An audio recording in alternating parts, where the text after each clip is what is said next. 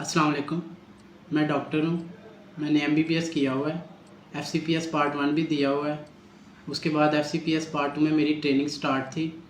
इसके दौरान मुझे डिप्रेशन का मर्ज़ में मुब्तला हो गया। इस डिप्रेशन के मर्ज़ की वजह से मुझे जॉब पे फोकस नहीं सही होता था, किसी से मिलता जुलता नहीं था, घर में अपने आप को आइसोलेट कर लिया था। इससे पहले भी मुझे डिप्रेशन का मर्ज़ रहा है। इसके लिए भी मैंने साइकेट्री से मेडिसिन खाता रहा हूँ, लेकिन उसका मुझे इतना फ़ायदा नहीं हुआ था। अब मेरा इलाज ब्राइटवे क्लिनिक में चल रहा है। यहाँ पे मुझे तकरीबन 1.5 माह हो गया है और यहाँ पे हमारा इलाज मेडिसिन से और साइकोलॉजिकल सेशंस के थ्रू होता है।